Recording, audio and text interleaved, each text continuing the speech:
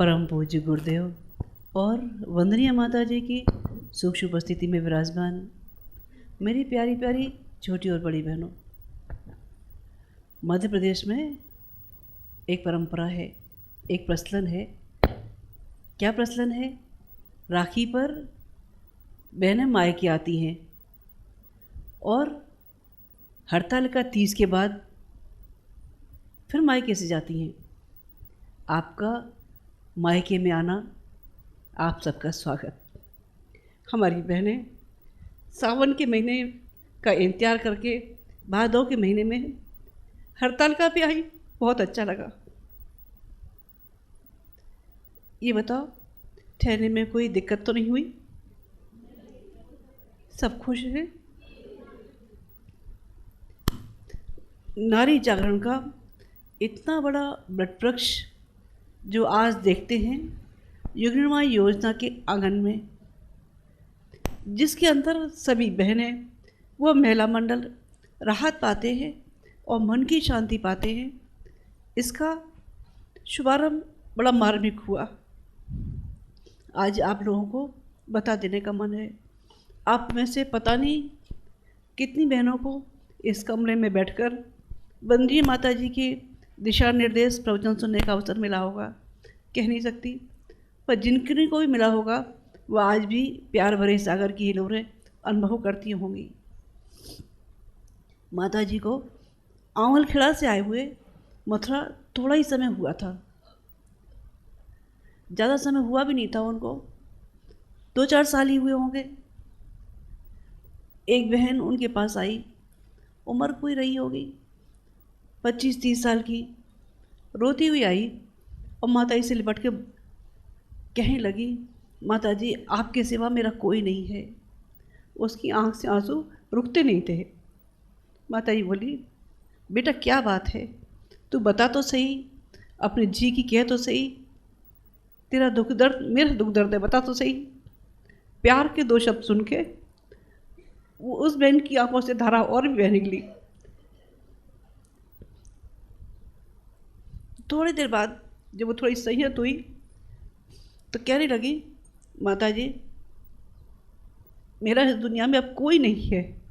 बोले क्यों? बोले ससुराल वालों ने मुझे धक्के देके घर से बाहर निकाल दिया और मायके वालों ने ये समझा कि लड़की पराए घर का कूड़ा है, शादी कर दी तो उस कूड़े को कैसे वापस घर में लाएं, उन्होंने भी छोड़ दिया। अब बताओ माता जी मैं कहाँ जाऊँ? माती बोली, बेटा आज बैठ, तू अपने दुख दर्द की सारी बात कहे। पूछने में मालूम पड़ा, वो कहने लगी, माता जी मेरे मायके वालों में इतनी सामर्थ्य नहीं थी कि वो दहेज की मांग पूरी कर सकते। हम 4-5 बहनें हैं, उन्होंने शादी कर दी, इतना ही बहुत है, पर रोज़ रोज़ ये तंग करना कि तू दहेज के पैसे लेके आ, मैं कहाँ से लेके आऊँ? जब मैंने ना कर दिया तो मुझे धक्के मार के घर से बाहर निकाल दिया और मायके वाले यूँ रखने को तैयार नहीं हैं कि एक बार शादी कर दी, अब तेरा जीना मरना सब उसी घर में, हमारा तो उससे कोई रिश्ता है? कोई रिश्ता नहीं। अब बताओ माता जी मैं कहाँ जाऊँ? न मेरा मायका है न मेरा ससुराल है। माती बोली, बेटा तेरा मायका तेरा घर आज से यही है। उनका नाम था फूलवती। माता जी ने फूलवती को अपने पास रख दिया।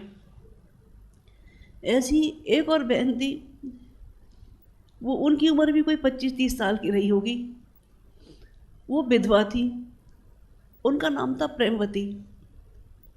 प्रेमवती को भी जैसी वो विधवा हुई, उनके कोई बच्चे नहीं थे, उनके घर वालों ने उनके हिस्से की ज़मीन जायदाद, वो अच्छे घर की थी, सारे अपने नाम करा के सब पैसा जेवर रखवा कर उनको घर के बाहर निकाल दिया।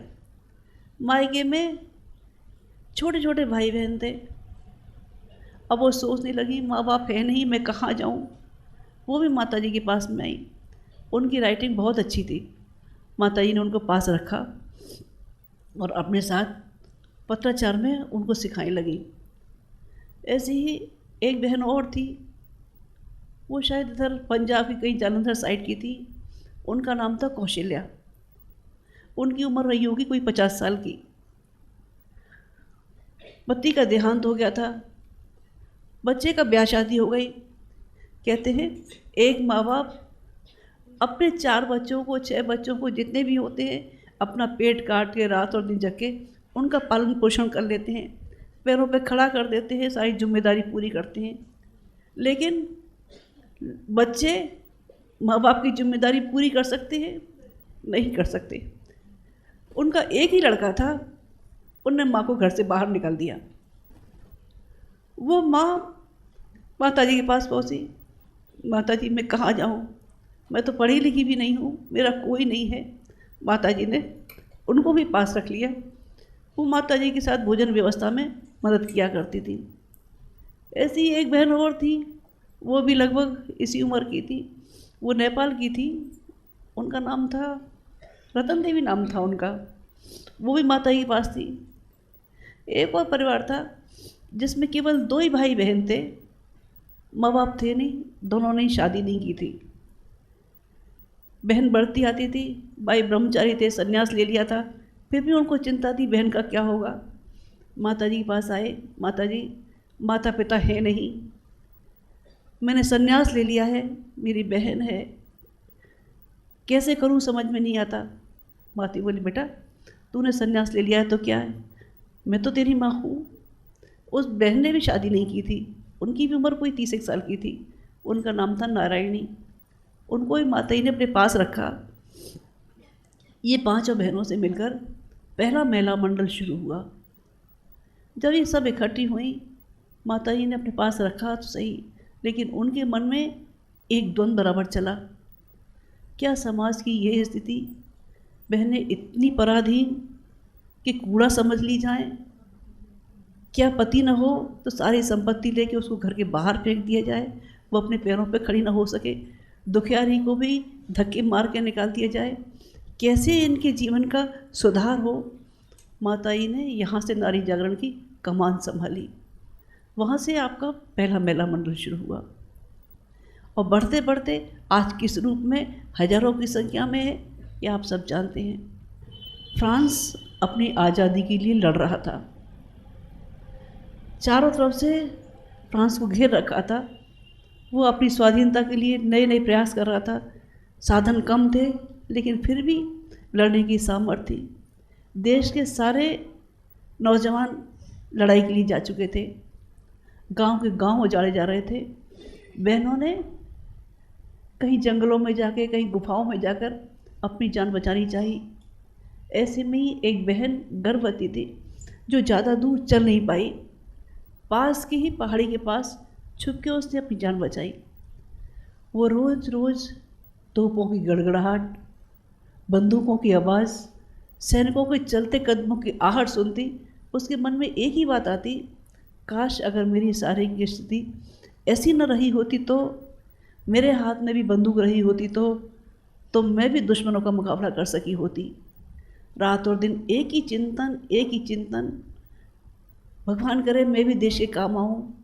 ये चिंतन उससे बच्चे के मन पर इतना प्रभाव पड़ा कि उसका जन्म लेने वाला बालक, ये कहा जाता रहा कि हर समय घोड़े की पीठ पर बैठा और स्वतंत्रता की लड़ाई लड़ते लड़ते आगे बढ़ना उसकी दिनचर्या बन गई।